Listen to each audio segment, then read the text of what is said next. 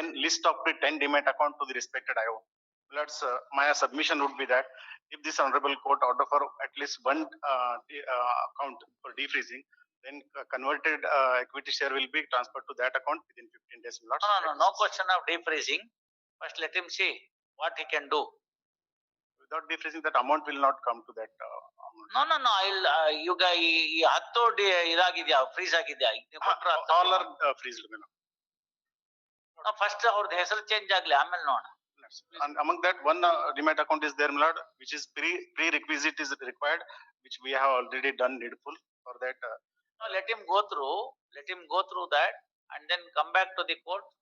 What else he wants from the court order? ಗೊತ್ತಾಯ್ತು ಹೇಳಿದ್ದು. I have handed over the list of all demat accounts. Sir, you understand that list of potential buyers they have to submit. No, that they will do it. Don't worry. We are not on that now. If the demat account is to be defreezed, ಅದರಲ್ಲಿ ದುಡ್ಡು ಅವ್ರು ತಗೊಳಕ್ ಹೋಗ್ಬಿಡ್ಬಾರ್ದು. ಅದಕ್ಕೇನ್ ಬೇಕೋ ಬಂದೋಬಸ್ತ್ ನೀವು ಮಾಡ್ಕೊಳ್ಳಿ. That is not possible even for us to use, because all are debit freeze lords.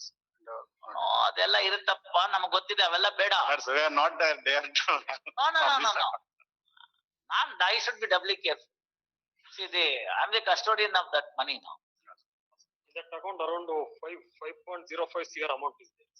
It is ಅದನ್ನ ನೀವು ಫಸ್ಟ್ ಇಲ್ಲಿ ಕೇಳಿ, ಅದನ್ನ ಡಿಫ್ರೀಸ್ ಮಾಡಿ ಆ ಹಣನ ನಿಮ್ ಕಂಟ್ರೋಲ್ ತಗೊಳಕ್ಕೆ ಏನ್ ಪ್ರೊಸೀಜರ್ ಇದೆ ಅದನ್ನ ನೀವು ನನ್ಗೆ ಬರವಣಿಗೆನಲ್ಲಿ ಕೊಡಿ ನೆಕ್ಸ್ಟ್ ಟೈಮ್.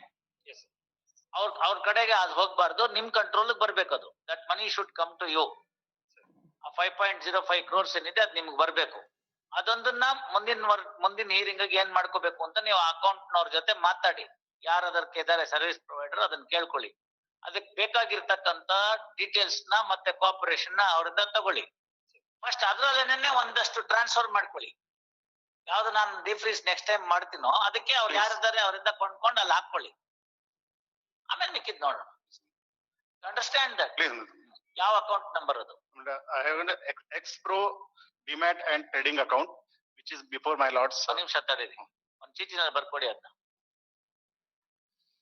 ಅಲ್ಲಿ ಬೆಳಗ್ಗೆ ಆಗ್ಲೇ ಏನ್ ಬರ್ದೆ ಇಟ್ಕೊಂಡಿದಾರ, memo with documents filed on behalf of the petitioner. First another memo filed whereunder petitioner is agreeable, petitioners are agreeable to allow the investigation officer to take the control of demat account bearing number so and so and utilize the proceeds in the said account for the benefit of the respondent depositors. First, respondents depositors. First, investigation officer present before the court in response to the said memo would submit that she would contact the service provider who has maintained the demat account as to what is the procedure for taking the control of the demat account in the name of the investigation officer from the name of the petitioners who are actual demat account holder. First, release this matter on 20th at 2:30. My respectful submission would be, my lord. This honorable court may kindly direct the authority to make a cut-off date for submitting the original bonds, because it is unending procedure, my lord. When we will come up to conclusion without the original bonds, we cannot. ಒಂದೇ ಮಾತು, ಅದೆಲ್ಲ correct. ಎಲ್ರಿಗೂ ಕೊನೆ ಪೈಸೆ ತನಕ ಕೊಡ್ಬೇಕಾದ ನಿಮ್ ಜವಾಬ್ದಾರಿ ಇದೆಯೋ ಇಲ್ವೋ? ಕೊಡ್ತಾ ಹೋಗಿ. ಒರಿಜಿನಲ್ ಬಾಂಡ್ ಬಂದ್ಮೇಲೆ ನಾವು ದುಡ್ಡು ಕೊಡೋದು. ಜೆರಾಕ್ಸ್ ಕಾಪಿ ಮೇಲೆ ಯಾರಿಗೂ ದುಡ್ಡು ಕೊಡೋ ಪ್ರಶ್ನೆ ಇಲ್ಲ, ಅದು ಅವ್ರ ಜವಾಬ್ದಾರಿ. ನೀವೇನು ತಲೆ ಕೆಡಿಸ್ಕೋಬೇಕಾಗಿಲ್ಲ. ಒಂದೇ ಬಾಂಡ್ ನ 4 ಜನ ತಗೊಂಡ್ಬಂದ್ಬಿಟ್ಟು 4 ಕಾಪಿ ತೋರ್ಸ್ಬಿಟ್ಟು ತಗೊಂಡೋಗ್ತೀನಿ ಅಂದ್ರೆ ಆಗೋದಿಲ್ಲ. ಏಕೌಂಡ್ರಿ ಅಂದ್ರೆ ಅಮರ ಚಚ್ಚಕ್ಕ ಮಮ್ಮಕ್ಕ ಬೇಟಿಕ ಬೇಟ ಅಂತ ನಾನು ಅದ್ ಯಾವ್ದು ನಡೆಯೋದಿಲ್ಲ. ಗೊತ್ತಾಯ್ತಲ್ಲ? ಒರಿಜಿನಲ್ ಬಾಂಡ್ ಬರ್ಬೇಕು, ಡೆಪಾಸಿಟರ್ ಬರ್ಬೇಕು, ದುಡ್ಡು ಇಸ್ಕೋಬೇಕು, ಅವ್ರ ಅಕೌಂಟ್ ತೋರಿಸ್ಬೇಕು, ಅಕೌಂಟ್ ದುಡ್ಡು ಕೊಡ್ತೀವಿ. ಅದ್ ಪೈಸಾ ಕೈಯಲ್ಲಿ ಕೊಡೋ ಪ್ರಶ್ನೆ ಇಲ್ಲ ಯಾರಿಗೂ. Once everybody is cleared, everybody is satisfied, criminal complaint would be quashed. That's all. Compounding. I told you. Yes. It is your duty to pay. Yes, your duty to pay, satisfy every customer till the last pay. That's the way. It cannot go in that fashion. ನನ್ control ಬಂದ್ಬಿಟ್ಮೇಲೆ ಎಲ್ಲ ಹಂಗೇನೆ. ಅದಕ್ಕೆ ನಿಮಗ್ ಕೇಳ್ದೆ ನಾನು, ನೋಡ್ರಿ ಅಷ್ಟೆಲ್ಲ ಮಾಡ್ಕೊಟ್ಟಿದೀನಿ, ಬೇಕಾದ್ರೆ ಅಲ್ಲೇ ಇರ್ಲಿ ಕಲಬುರ್ಗಿನಲ್ಲಿ ಅಂತ. ನೀವ್ ಬೇಡ ಅಂತ ನಮ್ಮ ಹತ್ರನೇ ತಗೊಂಡ್ ಬಂದ್ರಿ. That's in fact we are thankful that this honorable court, the way handle this case, not no, only repayment will not, but the 3 lives are in danger, and that credit goes to this honorable court to save. Everybody, if you are, so long as you pay the money, you have every protection from this court. Interim order kindly means. 28 interim orders. Company valuation certificate may be filed by next date by them. No, that forget all those things. Now your simple point, sir, ಈಗ prospective buyers ಗೆ they will trade through this demat account. True. They cannot. They can only say you buy this. So they will buy through this demat account. Money will come to this demat account. One account that we are going to order for defreezing and taking control by the IO. So ಅಲ್ಲಿ trade ಆಗ್ತಾ ಇದ್ದಂಗೆ ಇಲ್ಲಿ ದುಡ್ಡು ಬರ್ತಾ ಇರುತ್ತೆ. ಬಂದಿದ್ದೆಲ್ಲ ಅಷ್ಟು ಬಂದ್ಬಿಡ್ಲಿ, ಆಮೇಲೆ ಇನ್ಯಾವುದೋ ಒಂದು 50 ಕೋಟಿ ಇದೆ ಅಂತ ಹೇಳ್ತಾರೆ. That is 5 crore, my lord. He has In one account, my lords. In one account only, 5 crore in one account. Total we have provided 10 accounts. No, ಎಲ್ಲ ಅಕೌಂಟ್ ಅಲ್ಲ 5 ಕೋಟಿ ಇಲ್ಲ. We have ಮತ್ತೆ ಸುಮ್ಮನೆ ಬಿಡಿ, ಆಯ್ತಲ್ಲ. we have ಆಯ್ತು, ಇದ್ರೆ ನಿಮ್ಗೆ ಮಿಕ್ಕಿದ 9 ಅಕೌಂಟ್ ಅಲ್ಲಿ ನಿಮ್ಗೆ ವಾಪಸ್ ಕೊಡ್ತೀವಿ, ತಗೊಂಡೋಗಿ. ಯಾರು ಬೇಡ ಅಂತಾರೆ. ಆದಷ್ಟು ಟ್ರೇಡ್ ಮಾಡಿಸಿ.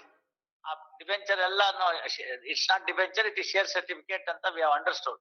That non listed. ಸೊ ಅವ್ರ ಕಡೆಯವರೇ ತಗೋಬೇಕು. That is what we'll also provide prospective buyers also, my lord. ಅದೇಪ್ಪ, ನಿಮ್ ಕಡೆಯವರೇ ತಗೋತಾರೆ, ತಗೊಳ್ಳಿ ಬಿಡಿ. next date of hearing they may file the such list of potential buyers. List ಹಾಕೇನು ಉಪಯೋಗ? I will permit you to trade. Please. Yes, please. ನಾನ್ ತಗೊಂಡ್ ಏನ್ ಮಾಡ್ಬೇಕು ಲಿಸ್ಟ್ ನ? ಯಾವನ್ ಬರ್ತಾನೋ ಅವ್ನ್ಗೆ ಅಷ್ಟು ಶೇರ್ ಕೊಡ್ತಾ ಹೋಗ್ತೀರಿ, ಈ ಕಡೆ ದುಡ್ಡು ಬೀಳ್ತಾ ಹೋಗುತ್ತಷ್ಟೇ. ಅವ್ರೆಷ್ಟು ಕರ್ರು ಕೊಂಡ್ಕೊಳ್ಳಿ, ಅವ್ರು ಹೇಳಿದ 100 rupees ಫೇಸ್ ವ್ಯಾಲ್ಯೂ ಅಂತ. 100 rupees ಫೇಸ್ ವ್ಯಾಲ್ಯೂಗೆ ತಗೊಂಡ್ರೆ ತಗೊಳ್ಳಿ, 90ಕ್ಕೆ ತಗೊಳ್ಳಿ, 80ಕ್ಕೆ ತಗೊಳ್ಳಿ, 50ಕ್ಕೆ ತಗೊಳ್ಳಿ, ಅವ್ರ ಇಷ್ಟ. ಈ nobody will purchase, I'll tell you. That is their own people, benami they will purchase. ನಾ ಹೇಳಿದ ಅರ್ಥ ಆಯ್ತಲ್ಲ? and give them money. ಇಲ್ದೇ ಇನ್ಯಾರು ಇರಲ್ಲ ಅವ್ರು ಕೊಂಡ್ಕೊಳಕ್. ನೀವ್ ತಗೋತೀರಾಗ ನಾಳೆ ಅದನ್ನ? ಬೇಡಪ್ಪ, ತಕರಾರು ಕಂಪ್ನಿ ಇದೆ, ನಾವ್ಯಾಕೆ ತಗೊಳ್ಳೋಣ ಅಂತ. ಅರ್ಥ ಆಯ್ತಲ್ಲ? ಇವೆಲ್ಲ ಒಂದ್ಸತಿ ಹಂಗೇನೇನೆ. There was one company in Madras, ಹೆಸರು ಮರ್ತ್ಬಿಟ್ಟಿದೀನಿ. ನಾನು ಲಾಯರ್ ಆಗಿದ್ದೆ. ಅವ್ರಿಗೆ ನಮ್ಮ ಹತ್ರ ಇಟ್ಕೊಂಡಿದ್ರು ದುಡ್ಡು, ಅವ್ರದ್ದು ಶೇರ್ ಸರ್ಟಿಫಿಕೇಟ್ ಮೇಲೆ ಸಾಲ ಕೊಟ್ಬಿಟ್ಟಿದ್ರು. ಏನಿಲ್ಲ ಅದರ ವ್ಯಾಲ್ಯೂ, ಬ್ರೋಕರೇಜ್ ಬರಲ್ಲ ಅದನ್ನ ಮಾರಿದ್ರೆ. ಹಂಗಿತ್ತು ಪರಿಸ್ಥಿತಿ. DGP Tamil Nadu at one point of time ಚೆನ್ನಾಗಿತ್ತು, ಏನೋ ಮಾಡ್ಬಿಟ್ಟ, ಕೊಟ್ಬಿಟ್ಟ. ಇವ್ರು ಕೊಟ್ಬಿಟ್ರು ದುಡ್ಡು, ಲಕ್ಷಾಂತರ ರೂಪಾಯಿ, ಕೋಟ್ಯಾಂತರ ರೂಪಾಯಿ ಬರ್ಬೇಕು ನಮ್ ಕಂಪನಿಗೆ, ಬರ್ತಾ ಇಲ್ಲ. ಏನ್ ಮಾಡ್ತೀರಿ? ಇವ್ರು ಅಂದ್ರೆ ಏನ್ ಮಾಡೋದು ಅಂತ. ಸ್ವಲ್ಪ ದಿನ ಇಟ್ಕೊಳ್ಳಿ ಸರ್, ಯಾರು ಗೊತ್ತು, ನಾಳೆ ನೋಡಿದ್ರು ಯಾರು. ಹಂಗೆ ಇಟ್ಟಿದ್ವಿ ನಾವು. ಎಲ್ಲ ಆಯ್ತು, ಬೇರೆ ಇನ್ಯಾವ್ದೋ ಪ್ರಾಪರ್ಟಿ ಅಟ್ಯಾಚ್ಮೆಂಟ್ ಮಾಡಿದ್ವಿ, ಏನೇನೋ ಆಯ್ತು, ಎಲ್ಲ ಆಯ್ತು. ಅವನ ಹೆಂಡತಿ ಟಿವಿ ರಿಪೋರ್ಟ್ರು, ಒಳ್ಳೆ ಪ್ರೆಸ್ಟೀಜಿಯಸ್ ಚಾನೆಲ್ ರಿಪೋರ್ಟ್ರು. ಎಲ್ಲ ಆಯ್ತು. ಈ ಗಲಾಟೆಗೆ ಹೋಗ್ಬಿಟ್ಟು ಅವಳು ಏನ್ ಮಾಡ್ಬಿಟ್ಲು, ಇಂಥ ಗಂಡ ನನ್ ಗಂಟೆ ಇಂಥ ಪ್ರಾಬ್ಲಮ್ ಅಲ್ಲಿ ಸಿಕ್ಕಾಕೊಂಡ್ಬಿಟ್ಟ ಅಂತ ಹೇಳ್ಬಿಟ್ಟು ಶಿ ಟುಕ್ ಡೈವರ್ಸ್. ಇವನ್ಗೆ ಅದೇನು ಡೈವರ್ಸ್ ಆಗಿದ್ದೇ ಲಗ್ತಿರುತ್ತೋ ಏನೋ ಗೊತ್ತಿಲ್ಲ. ಇದಕ್ಕಿದ್ದಂಗೆ ಇವನ್ ಕಂಪ್ನಿದ ಲಿಸ್ಟಿಂಗ್ ಸ್ಟಾರ್ಟ್ ಆಗ್ಬಿಡ್ತು ಚೆನ್ನಾಗಿ. 100 rupees ಇದ್ದಿದ್ದು 1000 rupeesಗೆ ಆಗ್ಬಿಡ್ತು. ನಮ್ಮ ಹತ್ರ ಶೇರ್ ನಾವ್ ಮಾರಿ ಅವ್ನ್ ಲೆಟರ್ ಕೊಟ್ಬಿಟ್ಟಿದ್ದ, ಅದ್ರ ಬೇಸಿಸ್ ಮೇಲೆ ನಾವ್ ಮಾರ್ಬಿಟ್ರೆ ಎಕ್ಸೆಸ್ ಬಂದ್ಬಿಡ್ತು ನಮ್ಗೆ, ನಮ್ ಸಾಲಕ್ಕಿಂತ. ಇಂಟ್ರೆಸ್ಟ್, ಚಾರ್ಜು, ಕಾಸ್ಟ್ ಎಲ್ಲ ಆದ್ಮೇಲೆ ಎಕ್ಸೆಸ್ ಬಂದ್ಬಿಡ್ತು ದುಡ್ಡು. What to do? You can't hold it, no. So we have to return it. Return ಮಾಡಕ್ ಬಂದಾಗ ಅವ್ನು ಕೊಡ್ಬೇಕು ಅಂತ ನಮ್ಮ ಮೇಲೆ ಒಂದು ಕೇಸ್ ಹಾಕಿದ್ರು. ಅದೇ ಡೈವರ್ಸ್ ವೈಫ್, ಮೇಂಟೆನೆನ್ಸ್ ಆಗತ್ತೆ, ಅದನ್ನ ನೀ ಇಟ್ಕೊಳ್ಳಿ ದುಡ್ಡು ಅಂತ. ನಾವ್ ಹೇಳಿದ್ವಿ, we are not garnish for you, therefore you can work it out, we are returning to the account holder under the ಇದು ಅಂತ ಹೇಳಿ ನಾವು ಹಾಕಿಸ್ಬಿಟ್ಟು ಸೇಮ್ ಡೇ ಕೊಟ್ಬಿಟ್ವಿ. See, what is not viable one day may become viable at a later point of time ಅಂತ. ಇದೆಲ್ಲ financial ಕಂಪನೀಸ್ಗೆ, ಆಮೇಲಿಂದ ಬೇರೆ ಬೇರೆ ಇಂಡಸ್ಟ್ರಿಗಳಿಗೆ ಇವೆಲ್ಲ ಆಗುತ್ತೆ. there is one judgment by Supreme Court. It is name ಏನಂದ್ರೆ ಶ್ರೀ ವಲ್ಲಭ ಗ್ಲಾಸ್ ಇಂಡಸ್ಟ್ರೀಸ್ ಅಂತ ಇದೆ ನೋಡಿ. ಶ್ರೀ ವಲ್ಲಭ ಗ್ಲಾಸ್ ಇಂಡಸ್ಟ್ರೀಸ್ ಅಂತ ಗೊತ್ತಾಯ್ತಲ್ಲ? You see the judgment. Their lordships have stated what is not viable at one point of time may become viable at a later point of time. Therefore, the test is whether the substratum of the company is lost or not ಅಂತ. That is what has to. ಅಂದ್ರೆ ಅಲ್ಪ ಸ್ವಲ್ಪ ಜೀವ ಇದ್ರು ಕೂಡ ಅದಕ್ಕೆ treatment ಕೊಟ್ಬಿಟ್ಟು ನಾಳೆ ಬೆಳಗ್ಗೆ ರನ್ನಿಂಗ್ ರೇಸ್ ಅಲ್ಲಿ 100 ಮೀಟರ್ ಎಲ್ಲ ಮಾಡಬಹುದು. ಸತ್ತನಕ್ಕೆ 25,000 ರೂಪಾಯಿ ಇಂಜೆಕ್ಷನ್ ಕೊಡಬೇಡಿ. ತಮ್ಮ ನೋಡಿ ನಮ್ ಕಂಪ್ನಿನೂ ಹಾಗೆ ಆಗ್ಲಿ ಸರ್. ಆಗ್ಬೋದಪ್ಪ, ಆಗ್ಲಿ, ಯಾರು ಬೇಡ ಅಂತಾರೆ? ಯಾರು ಬೇಡ ಅಂತಾರೆ? ಆಗ್ಲಿ ಬಿಡಿ. You satisfy everybody. Who knows tomorrow? Who knows tomorrow? ನಿಮ್ದು 60 ಎಕರೆ ಜಮೀನ್ ಇದೆ, ಬಂಗಾರದ ಬೆಲೆ ಬರ್ಬೋದು, ತಗೊಳ್ಳಿ. ಅದೆಲ್ಲ ಆಮೇಲೆ. Those things will be at the end. After you satisfy everybody, the orders will be passed. Please. Otherwise nothing. So great. 20th ಗೆ ಅದನ್ನ ಮಾಡಿಸಿ ಅವ್ರ ನಿಮ್ ಪ್ರಾಸ್ಪೆಕ್ಟಿವ್ ಬಯರ್ಸ್ ಎಲ್ಲ ಡೀಟೇಲ್ಸ್ ಕೊಡಿ.